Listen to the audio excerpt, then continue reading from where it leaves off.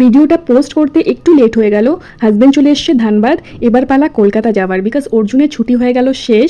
Monday থেকে ওকে school যেতে হবে। সামার ভ্যাকেশনে এই কটা দিন ধানবাদে ছিলাম বাবা মার কাছে, তো মনটা তো একটু খারাপ করছেই গাইস, কিন্তু কিছু করারও নেই। তো যাচ্ছি আমরা শতাব্দীতে, আর ট্রেনে ডিনারটা করে নিচ্ছি, বিকজ বাড়ি পৌঁছাতে অনেক লেট হয়ে যাবে। মিনস প্রায় ওই রাত 11:30 মতন, আর এত রাতে ডিনার করা কারোর পক্ষেই পসিবল নয়। আর এই যে গাইস, সবার লাস্টে আইসক্রিমটা এনজয় করতে করতে পৌঁছে গেলাম হাওড়া স্টেশনে। তো আমাদের বাড়ি নিউ টাউনে, আর হাওড়া থেকে নিউ টাউন যেতে প্রায় 1 ঘন্টার মতন সময় লেগে যায়। আর তোমরা তো জানোই কলকাতার ট্রাফিক, দিন হোক বা রাত হোক, কলকাতার এই একটা জিনিসই আমার ভালো লাগে না, যেটা হচ্ছে এখানকার ট্রাফিক। তো যাই হোক, হাওড়া স্টেশন থেকে ক্যাব নিয়ে আমরা চলে যাচ্ছি বাড়ি। আর যখনই হাওড়া ব্রিজটা ক্রস করি, আমার ছোটবেলাকার কথা মনে পড়ে যায়, যে ছোটবেলায় যখন বাবা মা বোন সবাই মিলে কলকাতা আসতাম, আর এগুলোই মেমোরি হয়ে থেকে যায়। তো যাই হোক, এই যে নিউ টাউন এসে গেছি, বিশ্ববাংলা গেট ক্রস করছি, আর এখান থেকে আমাদের সোসাইটি প্রায় বলতে গেলে 10 থেকে 15 মিনিট মতন সময় লাগে।